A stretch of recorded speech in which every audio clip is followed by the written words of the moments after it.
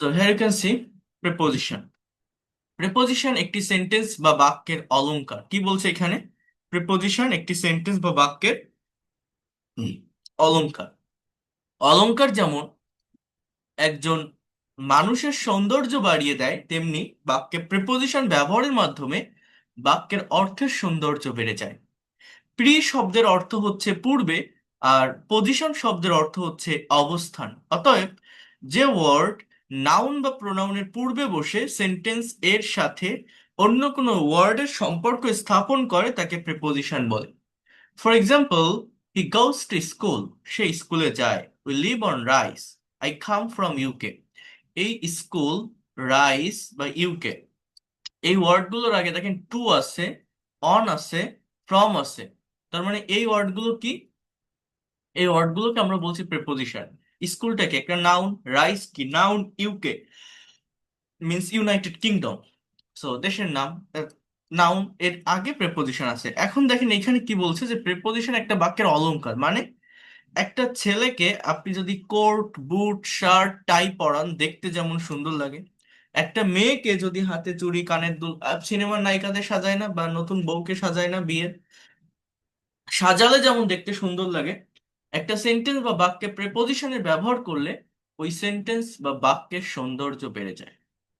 Preposition একটি sentence বা বাক্যকে গর্জিয়াস করে, অলংকৃত করে, ডেকোরেট করে, তার সৌন্দর্যটা বাড়িয়ে দেয়। তাহলে প্রিপোজিশনের ব্যবহার জানা না থাকলে আমাদের সেটা খাপছাড়া খাপছাড়া হয়ে যায়। সেন্টেন্সে একটার সাথে একটা ওয়ার্ড কানেক্টেড হয় না। এখন এখানে প্রিপোজিশনস ডিকশনারি নামের একটা পার্ট আছে। এখানে যাদের কাছে আমার লেখা বইটা আছে, বইটিতেও এগুলো খুবই সুন্দরভাবে ডেসক্রাইব করা আছে।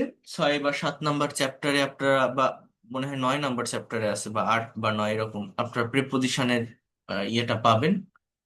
বই থেকে যদি আপনারা ভালোভাবে এটা একটু রিড আউট করতে পারেন বুঝে,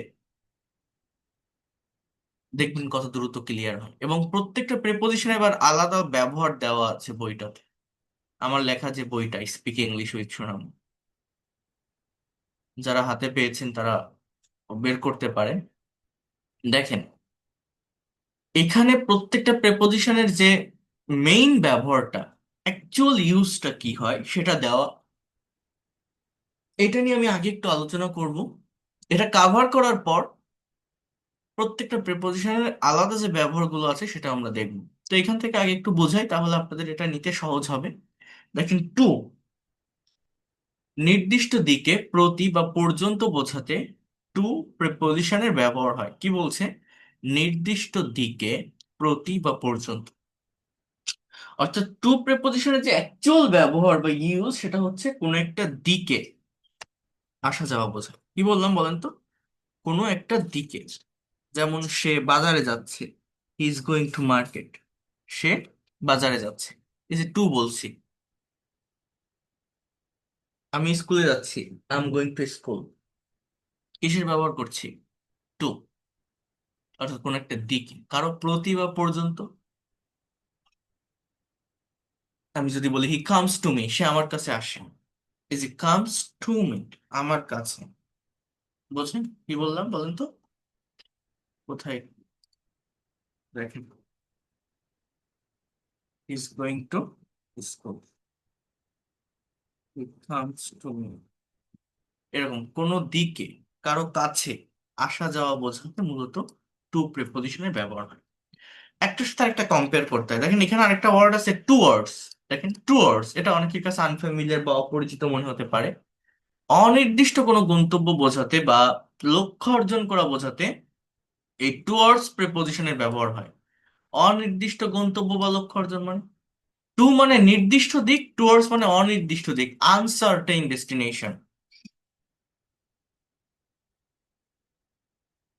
মনে করেন আপনি আজ সারাদিন বাসায় আছেন। কি বললাম?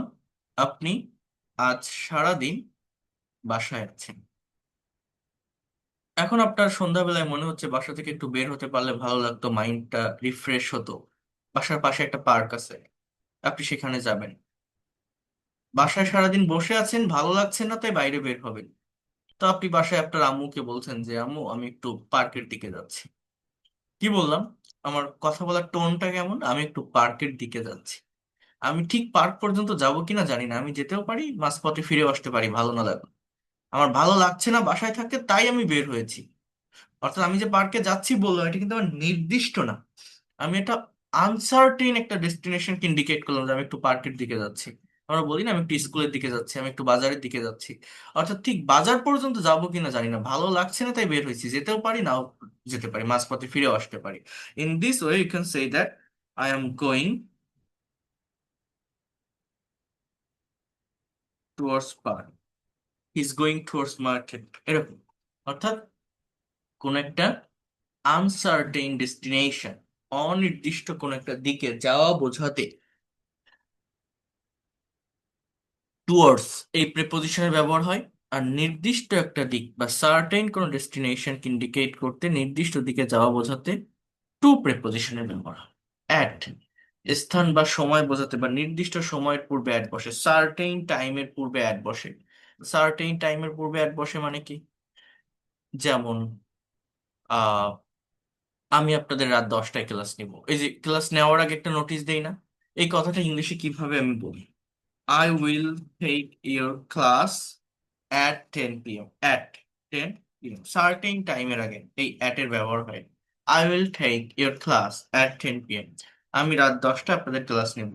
Again, I will take your class at 10 p.m. সে সকাল 10টায় ইউনিভার্সিটিতে যায়।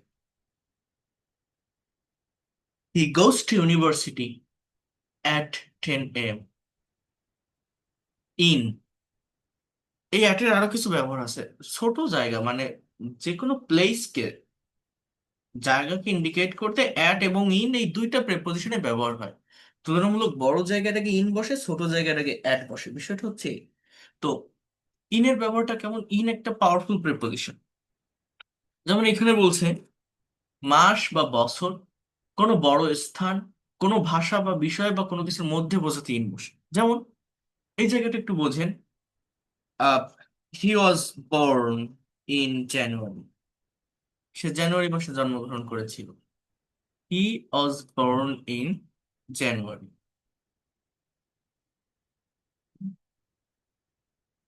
বা আমি যদি বলি হি ওয়াজ বর্ন ইন 1995, সে 1995 সালে জন্মগ্রহণ করেছিল। এই যে সাল বা মাস, ইয়ার অর মান্থ, এর আগে ইন বসে।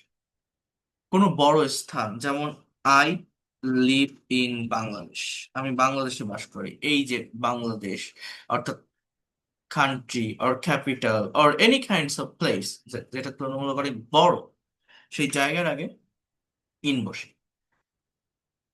এখানে also say that I live in Dhaka, ঢাকাও একটা বড় জায়গা। বাট আপনি যদি বলেন আমি মিরপুরে থাকি, so I live at Mirpur, it will be better. আবার আপনি যদি বলেন আমি বাংলাদেশের ঢাকায় থাকি, যদি দুইটা জায়গা কম্পেয়ার করেন, আই লিভ, তখন অ্যাট ঢাকা ইন বাংলাদেশ। অর্থাৎ যেটা বড় সেটার আগে ইন বসাতে হবে, যেটা ছোট সেটার আগে অ্যাট বসাতে হবে। আমি ঢাকার মিরপুরে থাকি, I live at Mirpur in Dhaka, এরকম ভাবে এটা হয়। আম, কোনো ভাষা বা বিষয়, ভাষা বলতে আমি বাংলায় একটা কবিতা লিখেছিলাম। I wrote a poem in Bengali. I wrote a poem in Bengali. আমি বাংলায় একটা কবিতা লিখেছিলাম। রাইট মানে লেখা, এর পাস্ট ফর্ম হচ্ছে wrote. I wrote a poem in Bengali. এরপর বোঝার চেষ্টা করেন।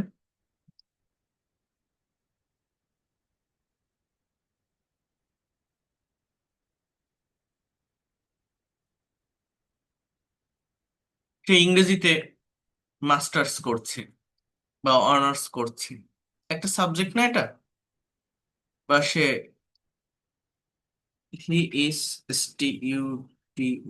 হি is studying B A honours in English, in economics, in Bangla, in law. অর্থাৎ সাবজেক্টের আগে ইন প্রেপোজিশন বসাতে পারে, ইন। অথবা ল্যাঙ্গুয়েজ, ভাষা, or subject. He is studying in diploma engineering, সে ডিপ্লোমা ইঞ্জিনিয়ারিং এ পড়ছে, that will be also subject.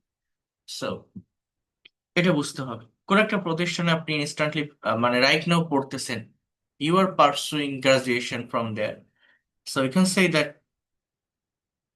at he is studying BA honors in English at University of Dhaka.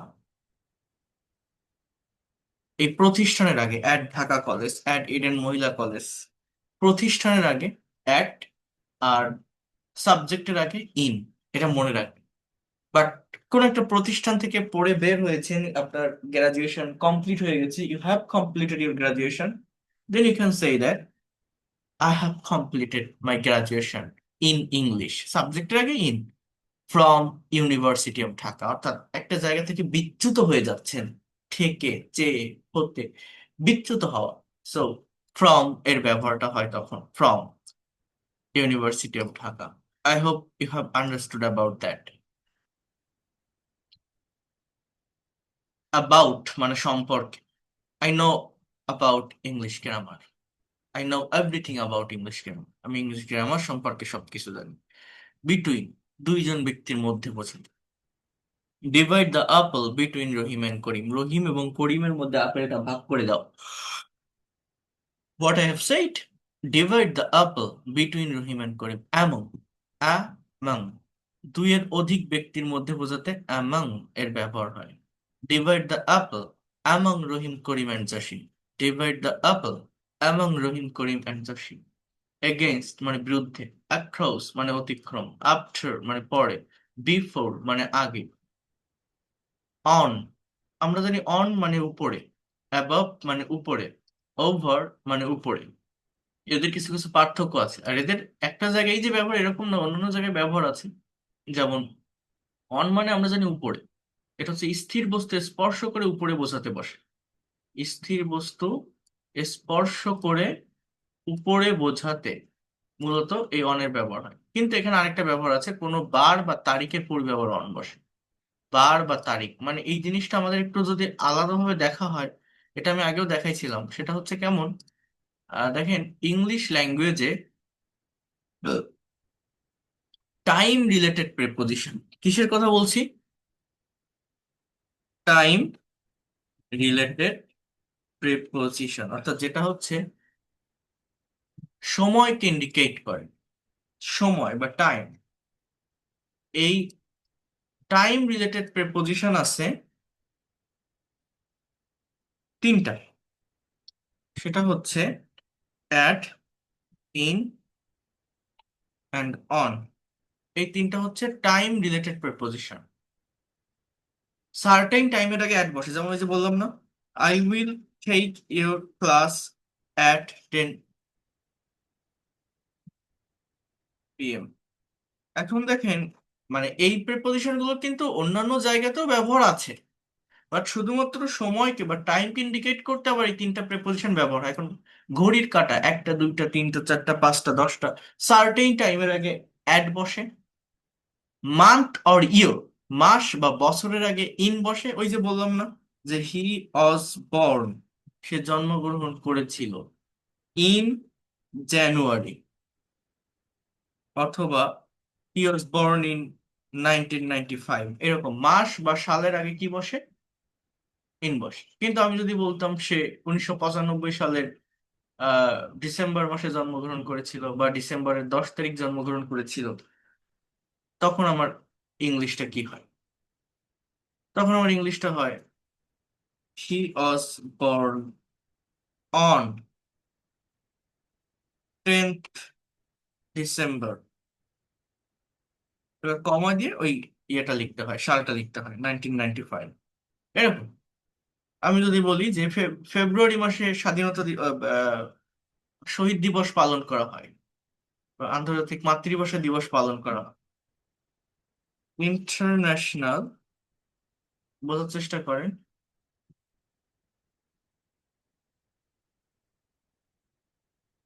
International mother language day is observed, international mother language day is observed. আমি যদি বলি যে এটা ফেব্রুয়ারি মাসে পালন করা হয়, ইন ফেব্রুয়ারি, কিন্তু আমি যদি বলতাম 21শে ফেব্রুয়ারি আন্তর্জাতিক মাতৃভাষা দিবস পালন করা হয়, অর্থাৎ আমি যদি ডেটটাকে নিয়ে আসতাম বা মেনশন করতাম, তখন আমাকে লিখতে হতো international mother language day is observe on 21 ফেব্রুয়ারি, এরকম ভাবে লিখতে হতো, অর্থাৎ অন বসে, ডে আর ডেট অর্থাৎ বার বা তারিখ, Saturday, Sunday, Monday, Tuesday, Wednesday, Thursday. Okay, he will come here, সেখানে আসবে, অন মানডে, সে সোমবার এখানে আসবে, he will come here on Monday. সেরকম ইংলিশ ল্যাঙ্গুয়েজে অ্যাট, ইন এবং অন, এই তিনটা হচ্ছে time related preposition. At, in এবং অন, এই তিনটাকে কি বলে? টাইম রিলেটেড প্রেপোজিশন, অর্থাৎ সময়কে ইন্ডিকেট করার জন্য বা মেনশন করার জন্য এই প্রেপোজিশন গুলোর ব্যবহার ইংলিশে হয়ে থাকে।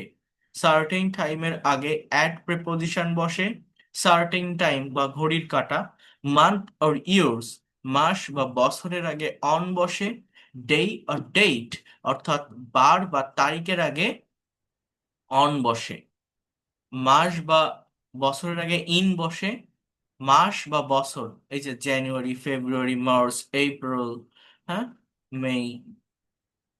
এখন এই জায়গাটা ক্লিয়ার করতে হবে। আবারও বলছি, এদের অন্য জায়গায় ব্যবহার আছে। অ্যাট, দামের আগেও অ্যাট বসে, দূরত্ব বোঝাতে অ্যাট বসে, ছোট জায়গার আগে অ্যাট বসে, ইন, এদের অন্য ব্যবহার আছে, ওই যে বিষয়ের আগে, ভাষার আগে। কিন্তু জাস্ট সময়কে ইন্ডিকেট করার জন্য, মেনশন করার জন্য আবার এই তিনটা প্রিপোজিশনের ব্যবহার হয়। আবারও বলছি, বার বা তারিখের আগে অন, মাস বা বছরের আগে ইন, সার্টেন টাইম বা নির্দিষ্ট সময়ের আগে অন। এখন দেখেন, এই অন প্রিপোজিশনের আপনাদের আজকের ক্লাসটা কমপ্লিট হলে আমি প্র্যাকটিক্যাল স্পোকেনের ক্লাসগুলো শুরু করব। আমি আজকের ক্লাসের পরে আপনাদের ওই যে ইয়েটা দিতে চেয়েছিলাম, কনভারসেশন গ্রুপটা, এটা করে দিই। আর ওয়েট করবো না, এটা করলে আপনাদের এটা ইমপ্রুভমেন্টের জন্য অনেক হেল্পফুল হবে সবকিছু।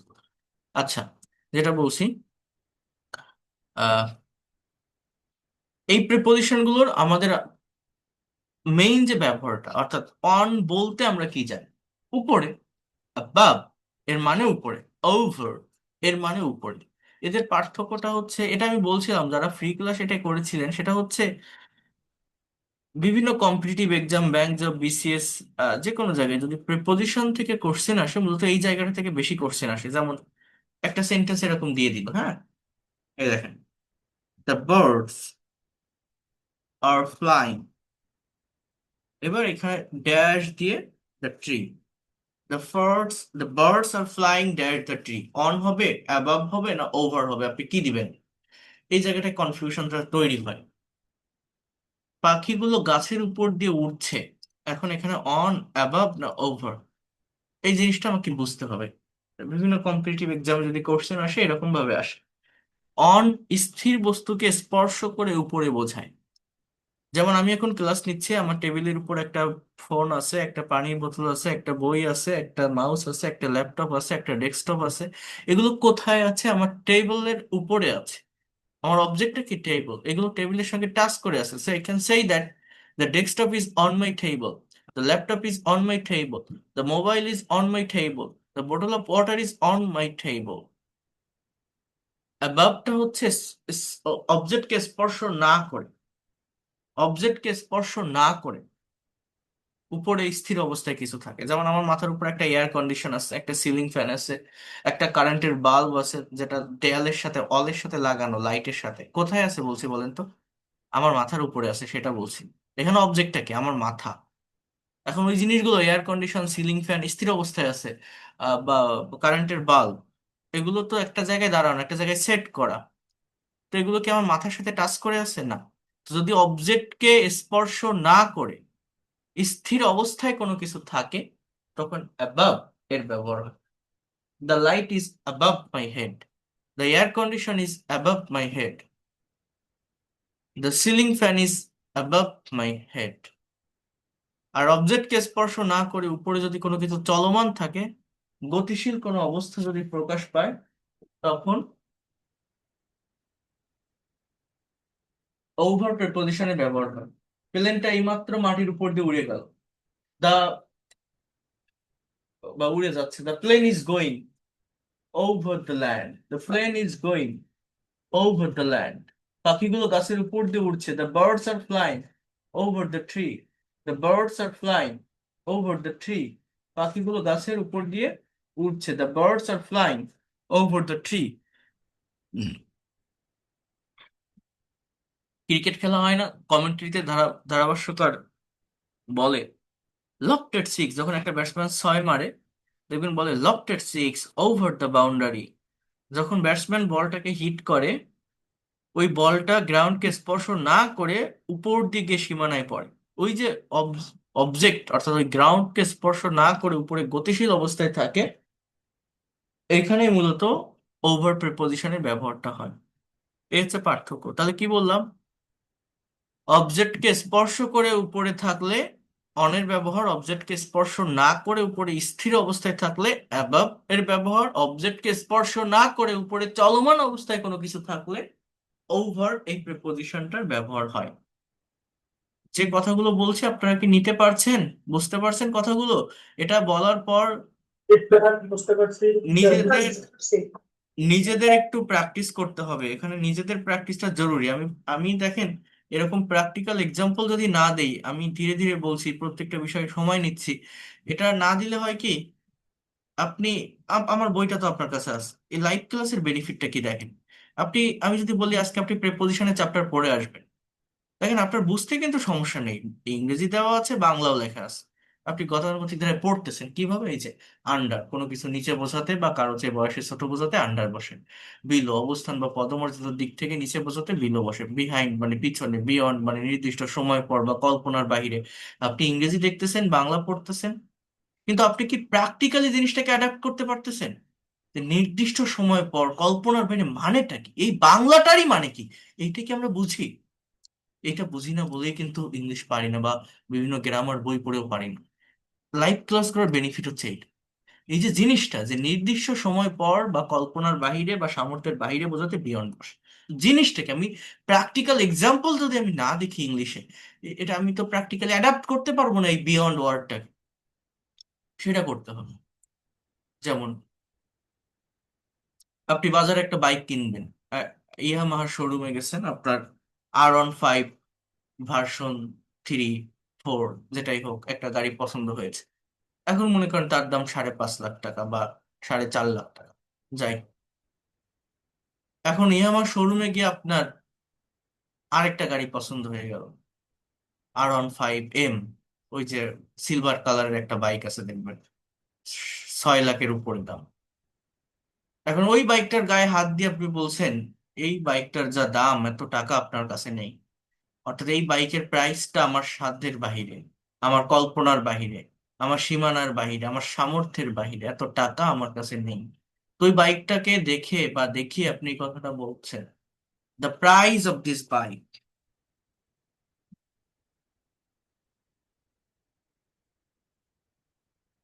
Beyond, is beyond, sorry verb হবে, ইজ বিয়ন্ড অফ মাই, আচ্ছা কি বললাম বলেন তো, the price of this bike is beyond, এখানে অফ লেখা লাগে না, it's just is beyond my budget, আমার বাজেটের বাইরে, আমার সাধ্যের বাইরে, আমার সীমার বাইরে, এত টাকা আমার কাছে নেই। একটা পোশাক কিনতে গেছেন একটা শপিং মলে, তার যে প্রাইস বা দাম দেখছেন, ওই ওই সামর্থ্য আপনার নেই, এখানে say that the price of this dress is beyond of my budget. যে এই প্র্যাকটিক্যাল এক্সাম্পলের সাথে অ্যাডাপ্ট করতে না পারলে, আপনি যদি পড়েন স্থির বস্তুকে স্পর্শ করে বোঝাতে অন বসে, না করে ওভার বসে, অ্যাবভ বসে, এ তো আপনি পড়েই যাচ্ছেন, বুঝতেছেন কি? আমি যদি প্র্যাকটিক্যাল এক্সাম্পল গুলো না দিই আপনি তো বুঝতে পারবেন না। এই লাইভ ক্লাসের বেনিফিট এটাই, এটা নিতে হবে, নেওয়ার চেষ্টা করতে হবে। এটা একবার বুঝে নিতে পারলে তারপর বই থেকে আপনি নিজে একবার পড়লে যেটাই পড়বেন দেখবেন আপনি ক্যাচ করতে পারবেন, বুঝতে পারবেন। কিন্তু প্রবেশ বা গতিশীল অবস্থা বা রূপ পরিবর্তিত হওয়া বা দলে দলে ভাগ হওয়া বোঝাতে ইনটু প্রেপোজিশনের ব্যবহার হয়। বাইরে থেকে ভিতরে কোনো কিছু ঢুকতেছে, অ্যাক্সেস করতেছে। আমি এখন রুমে ক্লাস নিচ্ছি, হঠাৎ করে একটা ছেলে আমার রুমে চলে আসে, I can say the boy entered into the room, entered into the, ওই যে বাইরে থেকে চলে আসছে। আপনি কোথাও যাবেন, একটা ট্রেনের টিকিট কেটে রাখছেন, ট্রেনটা যখন ছাড়বে আপনি ঠিক সেই মুহূর্তে স্টেশনে গেলেন, ট্রেনটা কেবল ছেড়ে দিছে, আপনি এখন উঠে পারেন, আপনি দৌড়ায় গিয়ে উঠতেছেন। একজন বলতেছে don't get into the running train, কি বলতেছে দেখেন, বলছে যে don't get into the running train. Don't get into the running train এর মানে কি জানেন? চলন্ত ট্রেনে উঠো না, চলন্ত ট্রেনে উঠো না। পাশ থেকে একজন বলতেছে বা ট্রেনের ভিতর থেকে একজন আপনাকে থামাচ্ছে, বলছে এই উঠো না, এরকম করো না। Don't get into running train, এই ইনটুটা কেন দিল? কারণ আপনি বাইরে আছেন, বাইরে থেকে দৌড়াই গিয়ে ট্রেনের ভিতরে উঠতে যাচ্ছেন। এই যে বাইরে থেকে ভিতরে গতিশীল অবস্থায় কোনো কিছু যাচ্ছে, এইটা বোঝাতে ইনটু প্রিপজিশনের ব্যবহারটা হয়। বাইরে থেকে ভিতরে গতিশীল অবস্থায়। প্র্যাকটিক্যাল এক্সাম্পল বুঝতে হবে, নিতে হবে, অ্যাডাপ্ট করতে হবে। উইথ, কোনো কিছুর সাথে বা কোনো কিছুর দ্বারা, বস্তু দ্বারা বোঝাতে উইথ প্রিপজিশনের ব্যবহার হয়। বাই, অন্যের দ্বারা নির্দিষ্ট সময় পরিমাণ নির্দেশ করতে বসে। এগুলো যেগুলো এক কথায় উত্তর হয়ে যায়, এগুলো ডিটেলস ব্যবহার দেওয়া আছে, এগুলো ডিটেলসে বলার কিছু নেই, আপনারা দেখলেই পারবেন। ডিউরিং, কোনো সময় ধরে বা নির্দিষ্ট মুহূর্ত বোঝাতে ব্যবহৃত হয় ডিউরিং। কোনো সময় ধরে, কোনো সময় ধরে বা নির্দিষ্ট মুহূর্ত বোঝাতে ডিউরিং এর ব্যবহারটা হয়ে থাকে।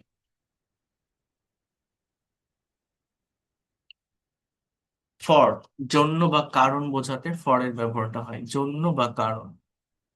অফ, বিচ্ছিন্ন অর্থে বা মূল্য ছাড় অর্থে বা কোনো কিছু থেকে পড়ে যাওয়া অর্থে। বিচ্ছিন্ন, মূল্য ছাড় বা কোনো কিছু থেকে পড়ে যাওয়া অর্থে। আমরা দেখেন দুটো অফ আছে এখানে, এগুলো এক কথায় উত্তর হয়ে যায়, যেগুলো ডিটেলসে ডিসকাস করার আমি অলরেডি করে দিয়েছি। ও এফ অফ, এর মানে হচ্ছে এর, কারো অধিকারে থাকা, মালিকানায় থাকা। যারা এই ও এফ অফ মানে আমরা যেটা বলি না, দরজাটা অফ করো, জানলাটা অফ করো, মানে বন্ধ করা, ক্লোজ করা, এই হচ্ছে সেই অফ, ও ডাবল এফ। আর ও এফ অফ মানে হচ্ছে এর, আপন, মানে এটা উপরে কোনো কিছুর ভিত্তির উপরে একটা জিনিস দাঁড়ানো, উইদিন সার্টেন টাইমের মধ্যে। ওই যে একটা এক্সাম্পল আপনাদের দিছিলাম, আহ, যে আমি একটু বাজারের দিকে যাচ্ছি, আপনার সারাদিন ভালো লাগছে না, আপনি আপনার আম্মুকে বলছেন যে আম্মু আমি একটু পার্কের দিকে যাচ্ছি, আমি একটু বাজারের দিকে যাচ্ছি। এই কথাটা ইংলিশে কিভাবে বলছি? যে I am going towards park, I am going towards market, এরকম বলি না আমরা?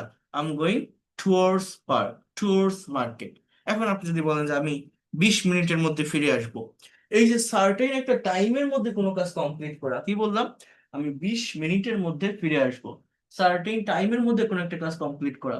আপনি বলতে পারেন I will come back within 20 minutes, I will come back within 20 minutes, I will come back within 20 minutes. এইখানে উইদিনের ব্যবহার হয়, উইদাউট ছাড়া বা ব্যতীত। Fish can not live without water, we also can not live without water. From মানে হতে বা থেকে, হি কেম ফ্রম নেপাল, সে নেপাল থেকে এসেছিল, অর্থাৎ জাস্ট একটা বিচ্যুত থাকা থেকে বোঝায়। এগুলো এক কথায় উত্তর হয়। এইখানে প্রত্যেকটা প্রেপোজিশনের আবার ডিটেইলস ব্যবহার দেওয়া আছে। এটা আপনারা নিজেরা যত প্র্যাকটিস করবেন তত ডেভেলপ করতে পারবেন। আমার যেটা মেইনলি বুঝাই দেওয়ার, যেগুলো ইম্পর্টেন্ট সেগুলো আমি বুঝাই দিয়েছি। এই জায়গাটা আপনাদেরকে একটু কভার করতে হবে, অর্থাৎ বই যাদের আছে বই থেকে পড়বেন, আর আমি পিডিএফ ফাইল দিয়ে দেবো। আর যারা বইটা এখনো নেননি, আমি আবারও বলছি, আগামী ক্লাস থেকে প্র্যাকটিক্যাল স্পোকেনের উপর ক্লাসগুলো হবে। টেন্স, মডাল, সেমি মডেল, এগুলো আমি যখন পড়াবো ইন ডিটেলসে, আপনাদের কাছ থেকে প্রেজেন্টেশন নিব, এগুলো আপনাকে বই থেকে সলভ করতে হবে। বইটা না নিলে এই জায়গাগুলোতে আপনি পিছিয়ে যাবেন, যতই লাইভ ক্লাস করেন না কেন। কারণ ওইটাতে খুব সুন্দরভাবে অর্গানাইজ ওয়েতে টেবিল আকারে সলভ করে সবকিছু সুন্দরভাবে দেওয়া আছে, যেটা আমার লেকচার একবার শোনার পর যদি ওই বইটাতে একবার চোখ বুলান, ওই জিনিসটা আপনি ধরে রাখতে পারবেন, ওইটা আপনি আর ভুলবেন না। এখনো পর্যন্ত যারা নেননি, আগামীকাল অনেকগুলো বই যাবে, আপনারা একটু দ্রুত নেওয়ার চেষ্টা করবেন। It will be very benefited for you, for all of you.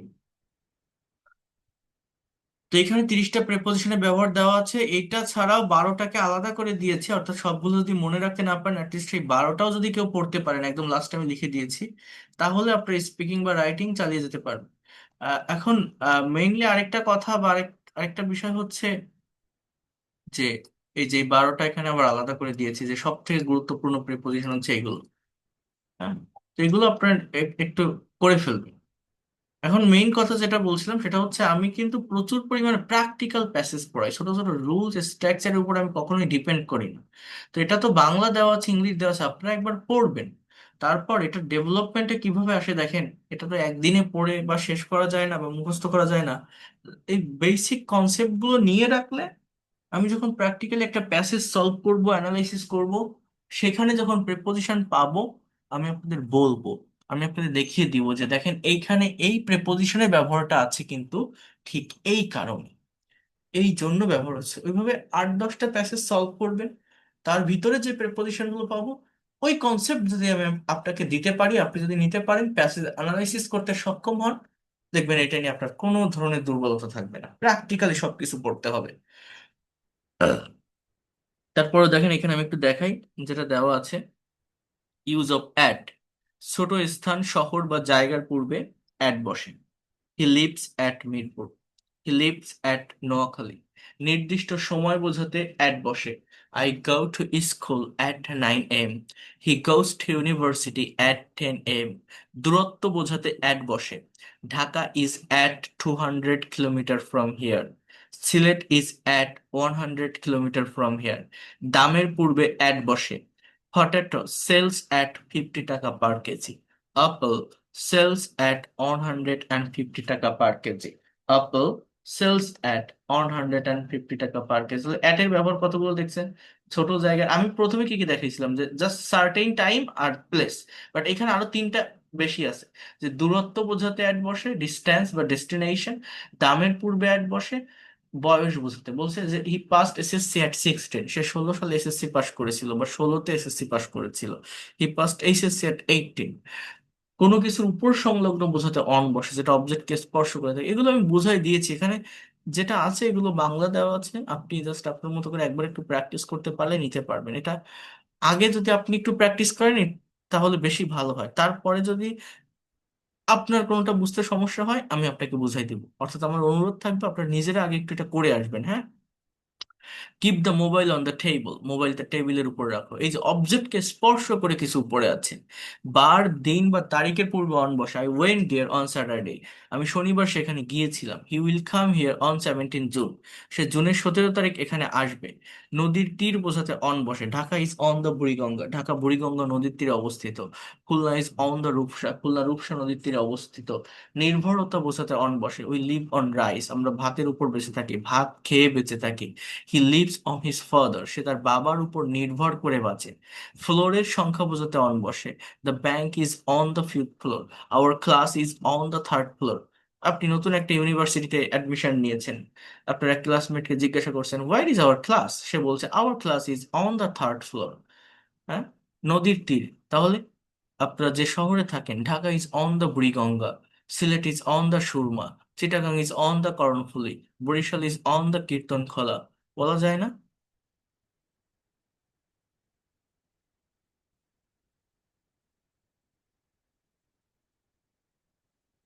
Use of in, বড় স্থানের পূর্বে ইন বসে। যেমন I live in Bangladesh, I live in India. আর যে দুইটা জায়গায় কম্পেয়ার করা থাকে, দেখেন এই যে I live in Bangladesh at Dhaka. কোনো বিষয় বা ভাষা বোঝালে তার পূর্বে ইন বসে। In Bangla, in English, I wrote a poem in Bengali, I am studying in diploma engineering. ওই যেটা আমি বলছিলাম। সময়ের ক্ষেত্রে বছর বা মাসের পূর্বে ইন বসে। I was born in 1980, he was born in 2001। পেশার পূর্বে ইন বসে। He joined in navy, I joined in Bangladesh army. অবস্থা বোঝাতে ইন বসে। He is in happy mood, I am in sad mood. He is in happy mood, I am in sad mood. To এর ব্যবহার, কোন স্থানে আসা এবং যাওয়া বোঝালে ওই স্থানের পূর্বে টু বসে। হি কামস টু মি, সে আমার কাছে আসে। দে গো টু ইউনিভার্সিটি, তারা ইউনিভার্সিটিতে যায়। ব্যক্তির কাছে বোঝালে তার পূর্বে টু বসে। He comes to me, they go to university. আচ্ছা, ওই যেটা বলছিলাম ওইটাই। অনুসারে বোঝাতে টু বসে। I work according to rule, I walk according to rule every morning. সীমানার বাইরে বোঝাতে টু বসে। South Korea is to the east of our country, South Korea আমাদের দেশ থেকে দক্ষিণ দিকে। Myanmar is to the south of our country, Myanmar হচ্ছে, সরি, সাউথ কোরিয়া হচ্ছে পূর্ব দিকে, মায়ানমার হচ্ছে দক্ষিণ দিকে। অধিকার বা মালিকানা বোঝাতে অফ বসে। ও এ অফ মানে এর, এর অফ, হ্যাঁ। কারো অধিকারে থাকা বোঝায়। আর ও ডাবল এফ, ওই অফের মানে হচ্ছে ক্লোজ করা, বন্ধ করা। This is the car of mister Azad, এটা মিস্টার আজাদের কার। This is the phone of me, এটা আমার ফোন। The briefcase is made of leather, এই ব্রিফ কেসটা চামড়ার তৈরি, অর্থাৎ লেদার মানে চামড়া, অফ লেদার চামড়ার। The house is made of wood, এই বাড়িটা কাঠের তৈরি। উড মানে কাঠ, অফ উড মানে কাঠের। র, র এর কারণ বোঝাতে অভ্যাসে। The man died of cancer, এই লোকটা ক্যান্সারে মারা গেছে। He died of corona virus, say corona ভাইরাসে মারা গেছে। সম্পর্ক বোঝাতে অভ্যাসে। I know everything of it, আমি এটার সম্পর্কে সবকিছু জানি। ইট মানে এটা, অফ ইট মানে এটার। র, he knows everything of English grammar, সে ইংরেজি গ্রামার সম্পর্কে সবকিছু জানে। English grammar, of English grammar, গ্রামারের। র, কোনো কিছু স্পর্শ না করে উপরে চলমান অবস্থা বোঝাতে ওভার বসে। The plane is flying over the field, প্লেনটা মাঠের উপর দিয়ে উড়ছে। The bird is flying over the tree, পাখিটা গাছের উপর দিয়ে উড়ছে। মাধ্যম বোঝাতে ওভার বসে। মাধ্যম মানে বোঝেন, আমি আপনাদের ক্লাস নিচ্ছি, কেউ যদি আমাকে বলে how do you conduct your class, I can say that I conduct my class over online through the Google Meet. Over, through মানেও মাধ্যম বোঝায়, এখানে ওভারের ব্যবহার করা যায়। হি টক্স ওভার ইমো, সে ইমোর মাধ্যমে কথা বলে। I talk over the telephone, আমি টেলিফোনের মাধ্যমে কথা বলি। বিপরীত পাশে বোঝাতে ওভার বসে। They live over the road, তারা রাস্তার ওই পারে বাস করে। I live over the bridge, আমি ব্রিজের ওপারে বসবাস করি। অধিক বোঝাতে ওভার বসে। They were in India for over a month, তারা এক মাসেরও বেশি সময় ধরে ইন্ডিয়াতে ছিল। I was in America for over year, আমি এক বছরেরও বেশি সময় ধরে আমেরিকাতে ছিলাম।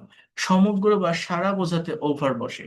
দে have travelled over the world, তারা সারা বিশ্ব ভ্রমণ করেছে।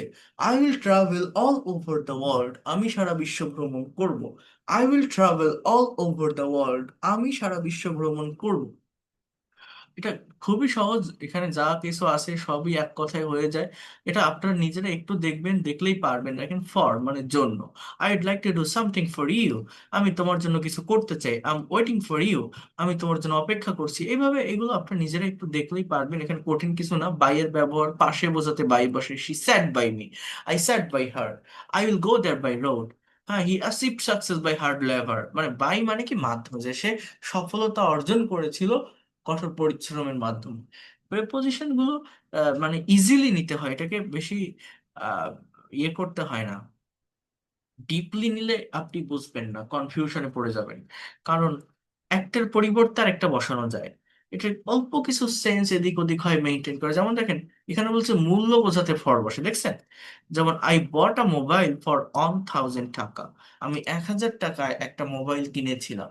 He will buy a computer for 5000 টাকা। আবার কিন্তু একদম ফার্স্ট আমরা দেখছি, এই দেখেন, এটা আমি একটু কপি করি। এই দেখেন, আমরা কিন্তু একদম ফার্স্টে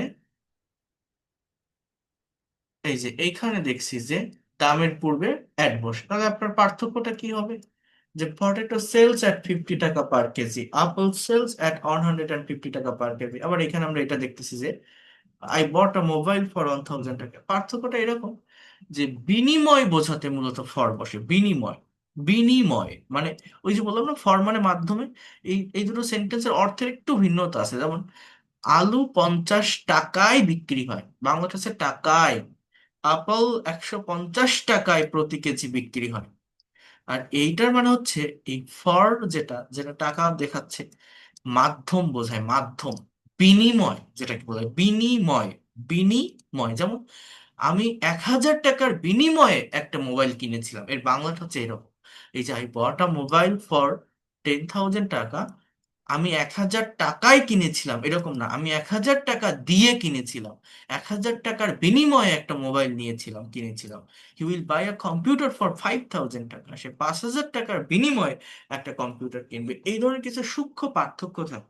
এই জন্য একটার পরিবর্তে আরেকটা প্রেপোজিশন অনেক জায়গায় বসতে পারে, অনেকগুলো প্রেপোজিশনের ব্যবহার সেম মনে হতে পারে।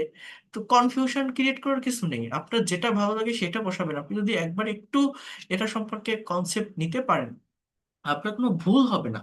আপনি শুধু এটা মনে রাখবেন, আমি যেটা বসাবো সেটাই কারেক্ট। জাস্ট অল্প কিছু সেন্স আপনাকে মনে রাখতে হবে। তো এগুলো আপনার নিজের একটু পড়ে ফেলবেন, এখানে কঠিন কোনো কিছুই নেই। আর এর সাথে আরেকটা বিষয়, সেটা হচ্ছে এই যে প্রিপোজিশন, আমি এটার উপর আরেকটা ক্লাস নেবো। এটা একদিনে শেষ হয় না। প্রিপোজিশন রিলেটেড ওয়ার্ড, প্রিপোজিশনের ব্যবহার, এখানে অনেকগুলো ফাংশন বা বিষয় থাকে যেগুলো আমাদের দেখতে হবে। এইখানে প্রত্যেকটা প্রিপোজিশনের অর্থ, মানে অ্যাকচুয়াল অর্থ যেটা আছে সেটা দেওয়া আছে, কিছু সেন্টেন্স তৈরি করা আছে।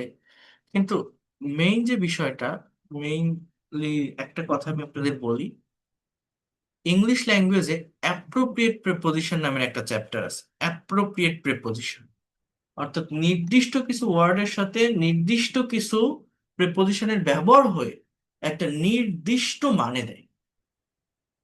এইগুলো একটু মেমোরাইজ করতে হয়, তাহলে এই জায়গাগুলো আরো সুন্দরভাবে ডেভেলপ করা যায়।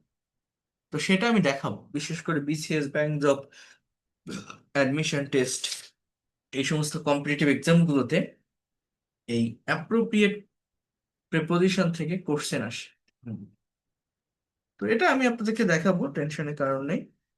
এখন যে কথাটা আমি মেইনলি বলছি সেটা হচ্ছে, এই যে পিডিএফ ফাইলটা আমি যেটা দিব, বা যাদের কাছে বই আছে, যারা বই নেননি, আগামীকালও অনেকগুলো বই যাবে, আপনারা একটু নেওয়ার চেষ্টা করবেন, 2 থেকে 3 দিনের ভিতরে হাতে পেয়ে যাবেন। তো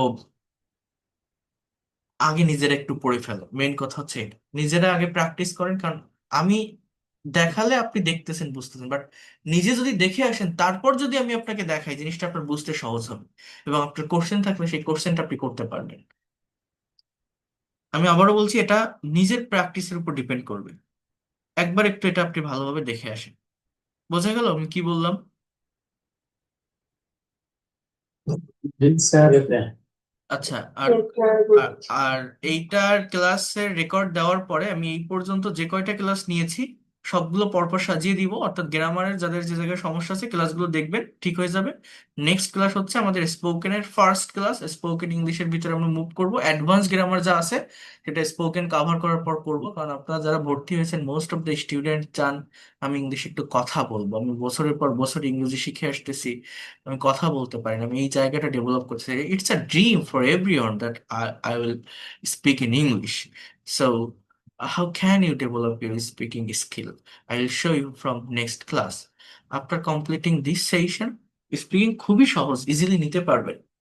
আমরা আবার রাইটিং প্লাস অ্যাডভান্স গ্রামার এগুলো দেখবো, বাট আমি আগে স্পিকিংটা নিয়ে কাজ করব। তো তার আগে এটা করে আসবেন। আর যেটা বলছিলাম, যে গত ক্লাসে আমি যে হোমওয়ার্কটা দিয়েছিলাম লং সেন্টেন্স তৈরি করার জন্য, আমি কয়েকটা করে দেখিয়েছিলাম আর আপনাদের করতে বলছিলাম। কেউ কি করেছেন, চেষ্টা করেছেন?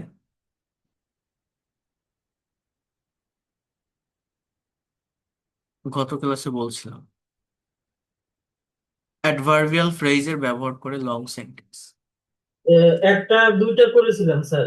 বলেন তো দেখি কি লিখছেন, শুনি।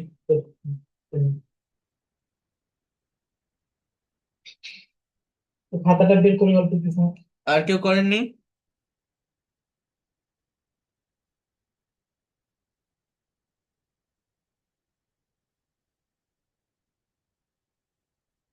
মাসুমা করেছেন? আনমিউট করেন, আমি তো অপশন ইয়ে করে দিচ্ছি।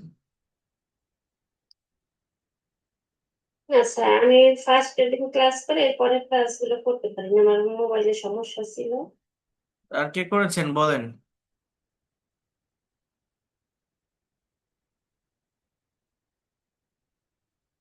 হোম টাস্ক গুলো কমপ্লিট না করলে তো পারবেন না। আমি তো অনেক সুন্দরভাবে দেখিয়ে দিয়েছিলাম, how can you make long English sentences by using adverbial.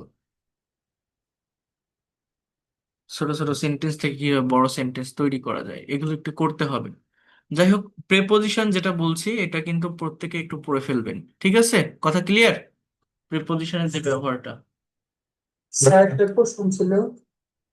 হ্যাঁ,